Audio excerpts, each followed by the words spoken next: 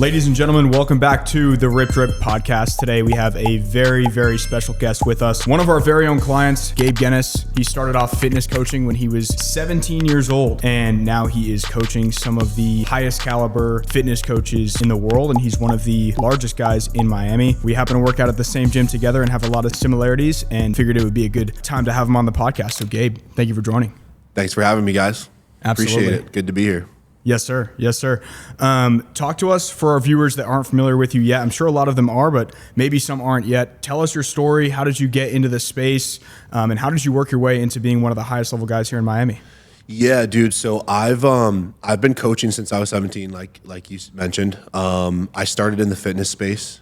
My goal when I was like fucking 15 was to be a IFBB pro. I wanted to be a professional bodybuilder. So, I trained with like some of the best like powerlifters and bodybuilders like in the world. So I was really lucky to be around, the right guys, but fitness coaching, helping people literally like fucking drawing it on paper and just like sending people iPhone notes was like my first like business, like helping people with fitness. There was actually a story I wanted to mention that so I don't forget, but to give you guys an idea of what this looked like I come from a like small town in Pennsylvania. So the guys that are making money where I'm from, they're like tradesmen, like electricians, plumbers, right, welders, all that shit, right? I lived, a lot of my, teenage years believing that like, you make $250,000 a year, you're fucking rich, dude. Like, you know what I mean? Like that's really what I believed. I didn't really know what entrepreneurship was until around 18.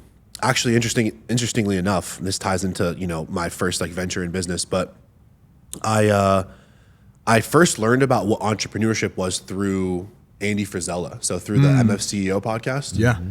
Legend. And I was like stocking fucking like energy drinks in at the gas station and pumping gas in New Jersey. Yeah. So, that was like my first, I didn't really know. There was so many things that were out of context, you know what I mean? And I was just like, I didn't really have like the right role models. So I started to seek out, podcasts and different, pieces of content. But this was like 17. So we're talking like 13 years ago. Regardless, what I did as like, as a way to make money, I remember this is actually how I bought one of my first vehicles was I've been using Instagram for like a decade for coaching. But like back before Reels was a thing, before even Instagram stories existed. So like I've been doing this for a minute, right? And one of the first ways I made money was I had this like $30 fitness program. I would market it on Instagram and people would go as far as like driving by my house to give me cash to pay for it. So like I was like, it was like a drive-through window, like cash, like literally like people would pull up. And I would write them their program. And that coupled with like, little side jobs, that's how I paid for one of my first vehicles. But the reason I wanted to explain that is because I don't come from, first of all, not college educated. And I also was like, I'm not doing trade work. Like, fuck that. You know what I mean? Like I did the roofing, the painting, all that shit. Got a taste of what it was like. But I also had pretty much no business experience. So like all the entrepreneurial principles I learned through fitness first. And like, even now to this day, like the way that my brain like structures my thought process and like the frameworks that I teach to my clients, it all comes from like the fitness principles that I learned years ago. So that's how I got my start. And basically, in 2020, I want to say 2021, was when, I've been working manual labor jobs here and there. And I was 25, so I remember having a conversation with myself. Paint the picture for you guys. I was spraying weed killer in New Jersey. So I worked for like, if you guys know what True Green is, it's like similar to that. It's like a smaller company. My job was this. I would take a work truck that had a 600-gallon water tank on the back and a 400-foot hose. And we would visit these houses and we would spray weed killer, pesticide, lawn treatment. And we would do that like 10 lawns a day. So we're talking like 40,000 steps a day. Literally. That's nuts. Like step tracker, 35,000, 40,000 normal day. That's insane. Just destroyed me physically. But the thing about that is that job actually got me my first like real apartment of my own, my first like financed vehicle. And actually the crazy thing about that was I was like a job hopper. So like I would go job to job to job. Like I just, I was always trying to find that perfect fucking job. You never can. But Yeah. I worked manual labor for pretty much age, 16 to like 25. And I remember going back to this job because I had been stuck in such a rut with all the other jobs. I mean, I wasn't making more than $35,000 a year up till age 26. Damn. So I go, all right, there's something here, right? Because I knew beyond a shadow of a doubt, like what I didn't want to do. Sure. But I kept getting into this scenario where I was like, okay, if I keep running and I don't double down on where I'm at, I'm going to be fucked in the next few years because I'm just never going to learn what I need to learn. So actually going into I always want to make this apparent and just like clear, because while I hated working those jobs, it also wasn't like I wasn't like a loser. Like I didn't have like a loser mentality. Like I woke up early every day. I got promoted at that company. I mean, I'm making $18 an hour and I'm waking up every day like it's like I fucking run the company. Right. But I knew that would reflect in whatever I did after. So I ended up leaving. And actually it started because, I started making TikToks and I had a couple of videos go viral. And those went viral. And then I was like, maybe I have something here. You know what I mean? And I wasn't like, oh, I'm going to do fitness. Like none of that was like even in my head. Actually, the way I thought was, okay, I need a segue from this job to like freedom. I wasn't even thinking business. I was just like, this ain't it. Like I would rather make less money and just fucking like have my freedom than work this bullshit job. Yeah. 100%. So I actually left that job and did Uber and Lyft. No way. Yeah, for like maybe 4 months in Philly. So if you guys have you guys ever been to Philly? Yeah. Okay, so there you go. It was the the people that I was driving around were terrible. The weather was just fucking sketchy because there was like a rainy season. But that's how I paid my bills while doing the TikTok thing. And this was only 4 years ago. This was about 4.5 years ago. Yeah. Wow. Now. And crazy. Yeah, basically, so this is so funny. I have to explain this, but because I was going viral on TikTok, I'm like, I need to monetize this some way, somehow. And I didn't have a strategy, but I also didn't want to slow down. So what I started to do was I go, okay, I'm just going to start fitness coaching again. And I put my email, like my personal email, just like in every caption of every TikTok. And I would be like, email me. And I would sell like a $250 to $750 program. I had this one video go viral. It got like 300,000 views. And it was like, you're bulking the wrong way. Like, do it the right way. Sure. DMs blew up, made like a ton of sales, did like $9,000 in like 8 days off of that. And I'm like, all right, I can never go back. Right. Because now in my head, I'm like, if I just made this much money selling, and I had way too many, like it was just broken, just was completely broken. But I was like, if I made this money, I was like, this is showing me that maybe there's something here. So on and so forth, keep scaling up. I've spent about, I talk about this a lot. I've spent about $250,000 on coaching, like nice. Mentorship, to learn what I needed to learn. And in like 2022, we did like 90K fitness coaching. 2023 did $500,000. Then I actually left that, like basically shut that business down, started a whole new offer, the business coaching. Yep. Okay. Because I had been doing that model for so long, I started to not only become fascinated with the business side of things, but also I knew that I could help people better with that than fitness. So it was actually like a realization of like where my value was, redirected it, took a little bit of a sacrifice, literally went from 50K a month to zero. Yeah. Had one client making 10K a month. Damn. So it's like, and I'm just like rinsing him like over and over and over and over. Because if I could do it for him, I could do it for one person, right? And then I can keep, doubling it up. But yeah, dude, I now, we do about like 150K a month, nice. With this offer, the business coaching offer. But yeah, my clients were originally personal trainers. only personal trainers, only fitness coaches. But now it's about 70% fitness, 30% like tattoo coaches, real estate, get sober coaches. We just signed a guy that does airbrush, teaches people one-on-one how to airbrush. What is that? So like his job, he like does airbrushing like motorcycles. Yeah. But he also does like his own like work. So he teaches people how to learn how to airbrush. And these are all online coaches. These are all online coaches. Yeah. So the model that I teach is like we use Instagram, YouTube, and then like a DM sales system to acquire clients. So I just help people build their businesses. We have like 2 tiers. We have like the 0 to 30K guys and the 30K to 100K month guys. But yeah, man, that's what I'm doing now. That's what my day-to-day looks like. It's just running the company. I got a team of about 6 people, including me. And yeah, this team actually we've been together we're coming up on a year now.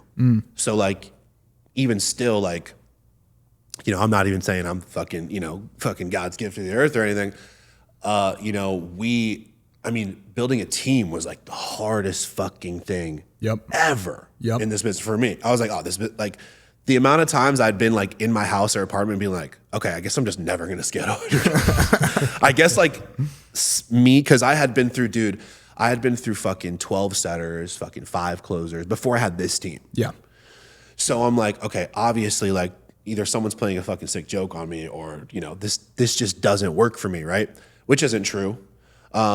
But yeah, that's where we're at right now. And, we're in the process of just scaling up right now. The goal is obviously $1 million a month.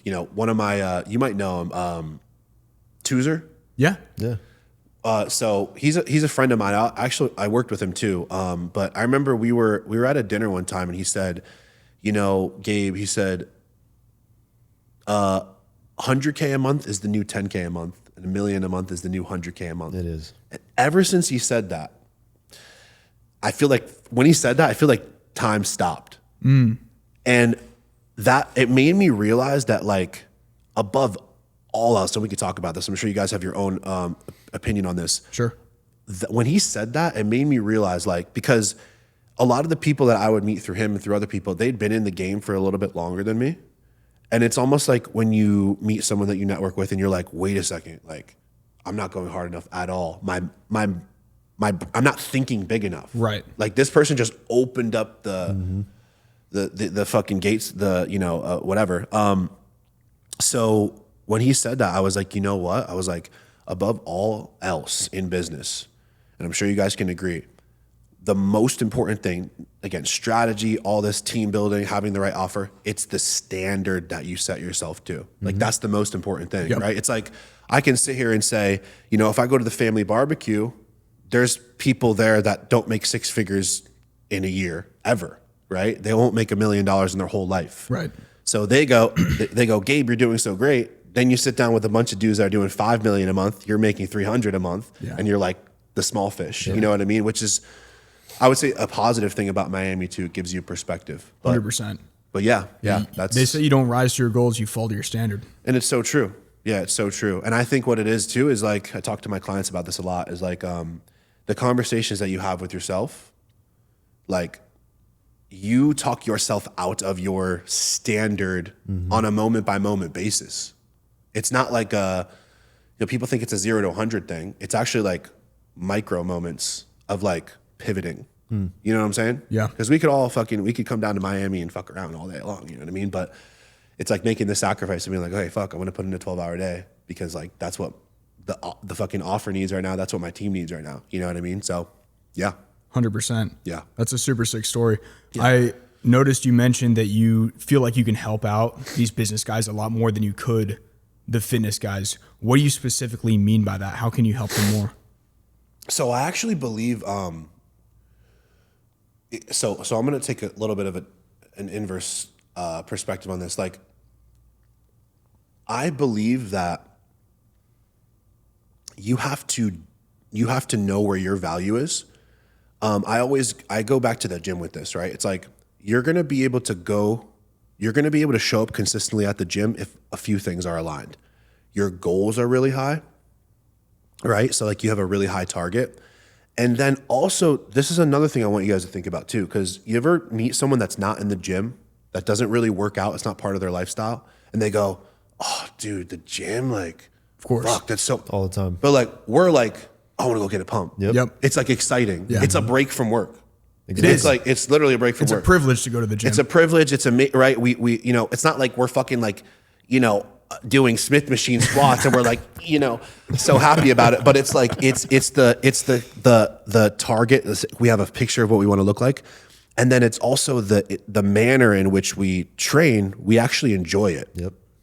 So I go back, I take that principle and apply it to business, where I could still, I mean, my fitness client results are insane. Some of these dudes are like overweight to shredded in like 6 months, right? Six pack, the whole nine.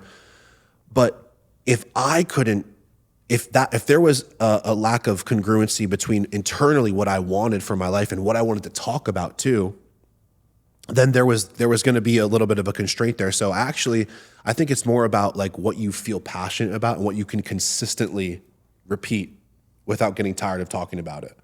You know what I mean? Yep. It's like you guys all have those things.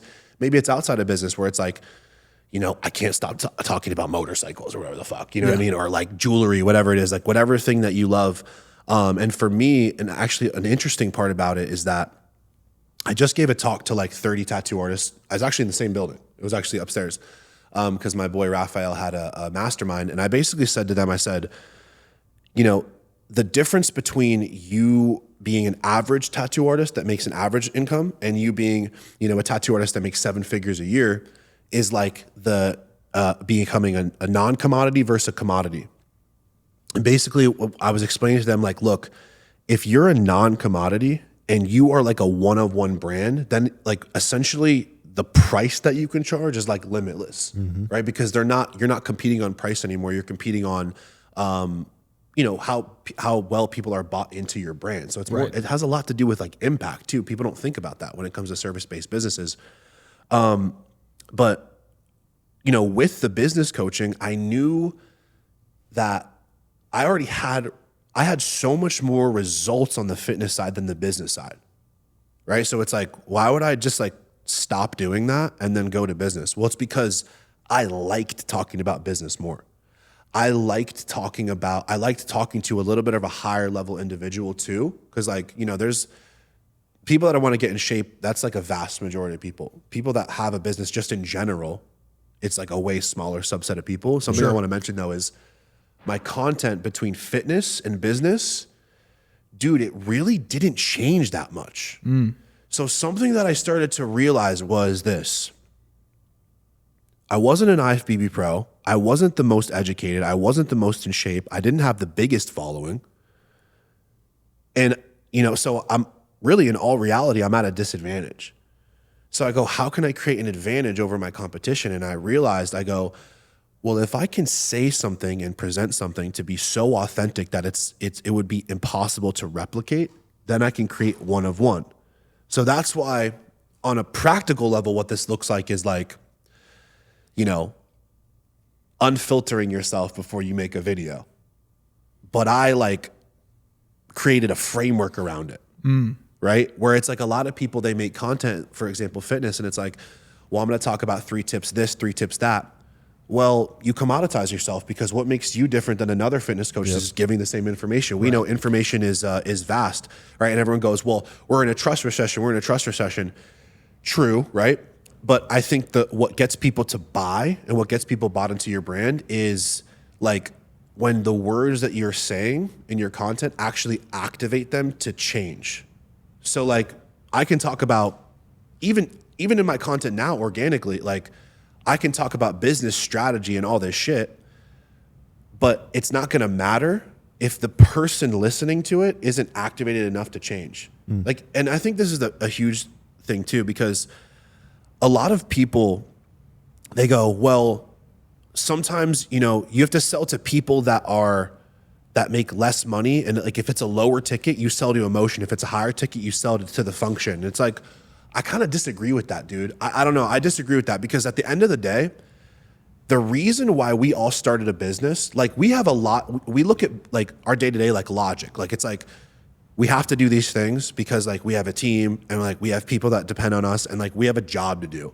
But like before that, like maybe, you know, 17, 18-year-old version of you guys is like, no, I want to like fucking stick it to everybody that doubted me. I want to make something of myself. I want to put my dent in the universe. I want to, you know, be the man, right? Whatever. 100%. That's a deeply emotional reason. And I actually believe, and I've seen in my own life, that what gets people to sell, like if someone's like right on the line, right? I'll ask them, right? If they're like this with their credit card, I'll be like, Tom, let me ask you something.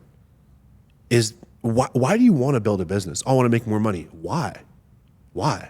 Well, this, that, and the other. Well, why do you want to provide for your wife? Why is that important? Well, I want to provide for my wife and kids because they're the number one, you know, most important thing. And like, they're my why, and, you know, they're my reason, and like, whatever, right? And actually presenting it to them like, hey, look, like, and I tell clients this all the time. I close people in the DMs with this. I go, dude, like, this mentorship's really hard. You're going to have to work, bust your ass. You're going to be uncomfortable. So you really got to want it. And the reason I say that is because I think that people are confused, right, when it comes to sales. And I believe that if you want to sell something, if you can understand someone's pain enough, you can pretty much sell anything to them. Sure. Like, I did a mastermind and I asked the group, I said, has anyone ever bought something that they literally couldn't afford? Like, absolutely, we all have, right? But it's like, well, what was the reason? Like, what made you, like, you know, fucking drop that amount of money on that car or that house or that piece of jewelry? It's because you had a deep emotional reason, and you believed that buying that thing was going to close the gap, right? 100%. Which is usually, it's a deeply emotional reason. So anyway, not to get too off topic on a tangent, but yeah, I feel like it's just so important when it comes to selling online and brand building content. It is 100%. And I say this all the time when we're in sales calls or whatever else it may be. I say this to anyone who's getting into sales, is like, if somebody offered you 10 grand for a Hawaiian vacation and you're like, okay, that's a luxury as opposed to a necessity. Like 10 grand for a Hawaiian vacation. I could just stay in Miami. I could keep building my business, stay productive, etc. Versus, hey, I have your family locked up and chained up in a cell and it's 10 grand to get them out. You're instantly wiring them cash, right? So it's like, diving into that pain is so important, and I'm glad you hit on that, because it's what I teach in sales all the time, and it's how we've built this business too. It's all perception, framing, and really diving into their pain. Yeah, I have another way of looking at it too, where it's like, you know, where you have two people standing next to each other, and you know, there's no relation, right? It's just two random people. But if you have one person that's on fire, literally, and the person next to them has a bucket of water, the positioning now changes, right? The person with the bucket of water becomes the most important person in their life, right? That's why I say to my clients, especially those guys that are at zero, getting to that first 30K a month, it's like, well, first we need to ignite them and then become the person that has the water. Because if we're the person that has the solution to their, you know, that pain that, you know, that is, you know, causing them so much uncomfortability, like you said, it has so much to do with positioning. It's like, well, where are you in that process with that person? Well, if you have a conversation with someone, a back and forth exchange, and you realize they're in a lot of pain, figuratively, they're burning up, right? You become the person that has that bucket of water and can essentially neutralize that pain and solve that problem for them, you know, just helping them understand it. You know what I mean? 100%. So 100%. Yeah. What are some practical ways you do that with your, whether it's reels, carousels, stories? How do you have a structure that you kind of follow? Like, hey, I need to hit these things throughout the week, or is it literally just, this comes to mind, I'm going to post it? Yeah, I mean, I definitely have a few different frameworks. One of my favorite frameworks is the situation, struggle, solution framework. And basically, you know, this is game for anyone watching that wants to, you know, just talk to their audience better. I think that people miss a lot with content. They miss the connection. So like, it's almost like if you are on a busy street, right? Or let's say you're like in Times Square, and you got a bunch of people walking by each other, right? No one really. In order for you to have first have a conversation with someone, it's almost like you need to get their attention. You need to like physically stop them or like get in front of their face to say something. So I think that's the first thing is when I talk situation, struggle, solution, it's like the situation of relation where it's like, I always tell my clients, go deep, deep, deep to like the circumstance. So if you want to like target people and like speak to their pain, first it's about framing that you understand where their situation, right? Where it's like, I always use the example of like when I used to, market primarily towards bodybuilders, I would always use the example of, yeah, I'm sitting at my job, I'm more jacked than everyone. I know I could be making way more money if I figured out this social media thing. And then I feel lost, I feel humiliated, I feel shameful, right? I remember sitting in my Toyota, between jobs, about to go to that next manual labor job, knowing I'm not gonna have energy to train, right? And situation struggle, the struggle is like, hey, look, every day I feel, shame and I feel humiliation because I know I could be farther than I want to be. Then the solution is like, well, then I realized I like to think in inverse. So like when people go, well, I don't know what to do, or I don't know what I'm good at. I actually believe that like it's a lie, first of all, but like it's actually more obvious than you would think. Because for a long time, I used to go, well, I don't want to be a fitness coach. I don't want people to look at me as a fitness coach. But then I realized I'm like, wait, I'm kind of being dumb because like that is literally like my in. That's like my connection point for people. So the situation struggle framework is really good, but also you just have to keep in mind like there's so many different ways to make content. I think that the most important part is because I tell my clients this, I say we're fighting a battle of visibility. Like everyone's competing against everyone else, so like you need people to see you. But I tell my clients the same thing with like pushing their agenda. Like you have to push your agenda against everyone else's. Like that's how you like take the market share. So like I tell them to fight for their life to push their beliefs. You know what I'm saying? Because whether people agree with you or not, that's fine. They don't have to follow you. They don't have to buy from you. Yep. But what I found is extremely important is in your content is, almost like drawing a line. You know what I mean? Like when you draw a line and you stay on one side, that's how you're going to get loyal followers. That's how you can turn a 5,000 person following into a 7-figure a year business. So how do you draw the line? Yeah. So I think the truth be told, bro, is like, it has a lot to do with like your values. You know what I mean? So like an example of drawing the line could be like, I made a video the other day where, and I actually talk a lot about this. Like I have strong opinions on many different things, sure, but that's it right there. The way you draw the line is like you give your strong opinion unapologetically. And usually if an opinion is strong, it's leaning towards one side. Yep. So I think a lot of it has to do with just unfiltering yourself and being open and honest about how you really feel about X. My example that I give is like, I talk a lot about how I don't believe in marriage. I made a post the other day where I said, why would you post your girlfriend online, right? And then everyone that posts their girl online goes like, well, what do you mean? Yeah. Then at the end of the video, you're just ruffling feathers. Yeah, just ruffling the feathers. Yeah. Like, is this something I'm gonna die by? No, not necessarily, but I believe this is my belief system, right? It's like, okay, well, if your girl is hot, it's like, why would you use your Instagram to promote her? And then I say at the end of the video, if a girl says, well, my man posts me, I said, because you're a 5, right? It was a joke, obviously, right? But I make videos, not really, right? Do I really believe that? Yeah, obviously, but that's kind of what I mean, right? Yeah. Is like something that my mom told me when I was young. She told me, she said, Gabe, because I would, because I was in a band. I was in a hardcore band, which I didn't mention.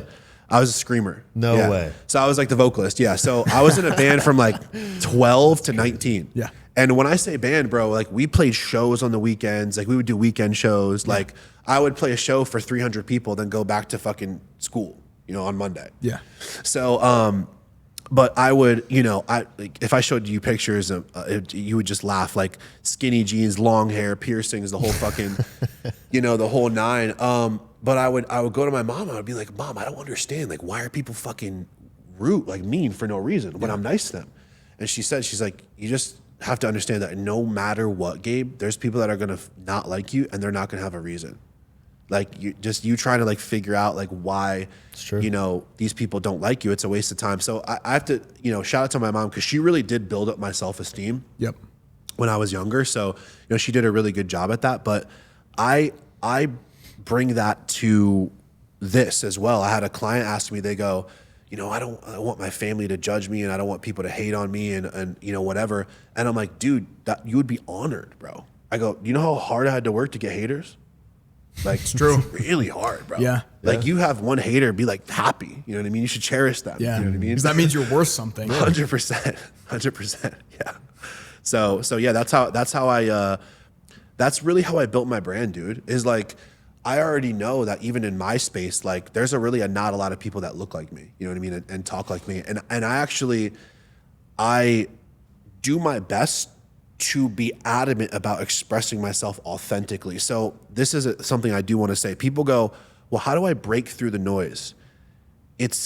How do you break through? You break through by, I was talking on my group call last night. I said, I was giving them a visual of what this looks like.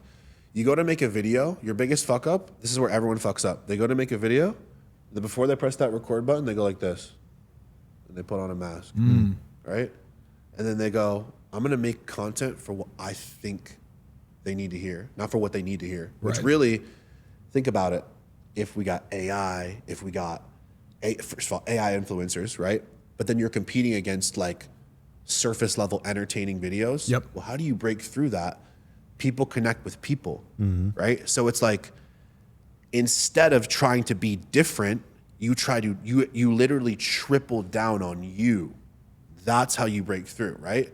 All the people that we know and we follow, those bigger personal brands, dude, they're people that are the most authentic. Isn't it kind of weird how you get people that are like, you know, they go, you know, if you want to build a brand like Sam Sulek or Shelby Sapp or this, that, and the other, and they'll like say it, and then you're like, but those people aren't doing any of that. They're not doing any of this fucking extra shit. They're literally just presenting themselves authentically. Right. I think that the reason why people don't do it, which you're probably not cut out to be an entrepreneur, but I think the reason that people don't do it is because they try to speculate on whether or not they think something is going to be worth their time before they do it. So they don't do it. They go, if I make a video and it doesn't perform, I wasted my time. So what most people do is nothing, self-fulfilling prophecy. They end up wasting their time anyway. Yeah. You know what I'm saying? So it's true. Yeah. Even though, I mean, I feel like posting a fuck ton of content is actually just data collection. 100%. Yeah. I mean, I tell all my clients, you know, especially the beginners, when we're trying to find like winning hooks, I tell them like, hey, look, if you're really trying to find like a hook that you're for certain that it's going to work and you can repeat it, it's going to take you 25 losers before you find a winner. You know what I mean? So I like people to take action first and get in the game. You know what I mean? Because I want people, you know, truth be told, I think that people need to be beat up just a little bit. Yeah. Because, you know, I said this yesterday to a client. I said, entrepreneurship, every day you wake up, entrepreneurship, you look in the mirror, it looks back at you and asks, how bad do you really want it? Right? And you have to answer that question with your actions every day, right? Mic drop. We can end it there. That's a good one. Oh, write that It's down. true, right? Write that down. Yeah, that's good. Yeah. So It's very true. yeah. 100%. 100%. What are your next goals for scaling? I know you want to get to $1 million a month. What do you think that's going to take? Dude, it's so funny because I was talking to my head of sales about it, and you know, I was very, you know, I'll be transparent and honest about it, you know, because I was saying, I was like, you know what, I don't really know what this offer will look like at $1 million a month. Like, I'm like, I don't really know the pricing. I don't really know what the offer is going to have to look like. I don't know what the ad strategy, the content strategy, the team's going to have to look like. And I think, you know, we just recently had that conversation where it's like, that's important. Yeah. You know what I mean? Like, it's like having like a vision of what that's actually going to look like. But the truth be told is like, regardless of $1 million months, I think that what I've learned in this process, because like I said before we start, I don't know if we recorded this or not, but I was saying how building a team was one of the hardest things I've ever done. Yeah. You know, when it comes to getting to $1 million a month, I genuinely believe that like it has so much more to do with incentivizing and leading your team than it does to try to like, you know, make yourself the fucking the priority. 100%. You know what I mean? So and I didn't understand that for a while. I took pride in the fact that when I was a fitness coach, I closed most of my deals in the DMs and I was like alone. So like that was cool, but I knew that I was never going to get to that next level if I didn't build the team and incentivize them, which is like, dude, you have to have so much like foresight, patience, diligence, because it's like it's tough to retain A players too and keep them motivated without them breaking through to the next level and asking for a raise or leading to another offer or whatever it is. Yeah, it's like a constant battle. Yeah, it really is. But yeah, once you find those good people, I genuinely believe that like that's like a key factor in like good people, and like, you know, the team is reflective of the leadership. You know what I mean? Where it's like that's such a hard thing to face, because it's like you can't fucking blame anyone else if you're in management or if you're, you know, the CEO or whatever it is. But yeah, I genuinely, because, you know, I just had a meeting with my team today, and I was, you know, because I was talking to my head of sales, and I'm gonna be like, dude, like I feel like I haven't been clear enough with the team like on what we want to do. So like I spent all day yesterday like remapping things out, making sure that every single person is like 100% clear on what they need to do. And I mean, just even since that meeting this morning, like I'm already seeing like a lot of like the morale of the team change. Because at the end of the day, it's like, you know, people want to be led. You know what I mean? Not everyone's going to be a leader, but people want to be led. And I just, again, it's literally the hardest thing to do ever. Yeah. To be a leader, because you have to lead yourself first. You know what I mean? And yeah, that's what I've learned, bro. So, you know, we're primarily organic. But we just, like I said, we're just now diving into like the ad stuff. So like a lot of the numbers that we've done, it's been like 90% organic. Yeah. But we've just started to dive into the ad stuff. And then another thing too that I think is going to play a big part in us getting to $1 million a month is our offer that we have. So primarily we were working with 0 to 30K a month guys. And now, you know, we've popped out a couple 60K, 100K, 200K a month earners. So now it's like I've taken a step back and really dissected their funnel and like what's the outlier here? Like why do some clients make, you know, so much more than others? So that's why we created a new offer to help people scale to 100. So that's what we're in the process of right now. So, you know, I'm also really, really blessed to be able to work with some really like big dogs, like heavy hitters, like Raphael Tats is one of my clients. Yep. I've worked with, you know, a guy named Brandon Clark who's like really big in the fitness space. Yep. He's come through our funnel once. Yeah, there you go. Yeah, I think we vice versa. We have had a few people come through both, but yeah, I'm really blessed to be able to work with who I work with, and like, you know, I've never been I want to sign as many clients as possible. I like to keep it tight knit, charge a lot of fucking money, and then just give everything to those people. You know what I mean? So, and then another thing too is like my business has grown too. Yep. So like I need to dissect those things too and be like, well, look, like if this strategy with the setter or this strategy with leadership or team org, whatever it is, if this is working for me and I could give it to this person who's doing 70 a month, they could probably get him to 100. Yeah. Right. So those are things that I'm, you know, transparently, I'm like realizing in real time. Yeah. You know? Yeah. So that's sick. Yeah. We can leave this part in or out, but I do want to ask you about the software a little bit. Sure. So I know we came to you cold DM, just completely random. Yeah. You and I hopped on the phone and you were telling me a little bit about what you were going through. How has it been with having AI in your DMs? Dude, it's been great, honestly, because I was talking to my head of sales about it today. And you know, this is a great problem to have, but like, I don't want to say problem, but our setters are so trained that the AI, so what we do a lot is like, we'll have the AI like take care of the conversation for us. Yeah. And then we'll have our setters go in and like book them at the end, or if we want to like push them around to a different calendar. It's been really good just because it just takes so much of the Like I don't have to constantly hound my fucking setters to follow up. Like it's literally like the way I look at it, dude. Because originally I was like talking to my head of sales. I'm like, oh, dude, we're gonna bring this AI. We're gonna fucking fire us. You know, we're gonna fire everyone. Fire everyone. You know, but you know, because I'm thinking like, oh, this is like the ticket. And what we realize is that when you can, and this is not just the AI, but also, you know, I used to have a different perspective where I'm like, we'll bring one rep that'll compete against the other rep, right? Yeah. And they'll fucking go at. And really what it is like when you can use it in conjunction, like as a tool for them now. You know, because as a side note, you know, our setters are close. Like the one guy's in Serbia, the other one's in Honduras. So, but they're like, they hop on calls. Like they're tight. Yeah. And it's like the same thing with the AI now, where it's like we have the way that we do our tracking is like we have like okay, this is a section where our setters went in and took over for AI. Like we'll know. But dude, it just because our setters are so good at prospecting, and like our one setter, I won't mention who this person's name is, but let's just say that he came from one of the biggest business coaching offers in the space, and he works for us now. And he's pulled some fucking Jedi shit, like some when I mean Jedi, like taking a burned lead and like spinning them up again and getting them back on the calendar. But like that, a lot of times, it's because another thing too is, which is fucking great.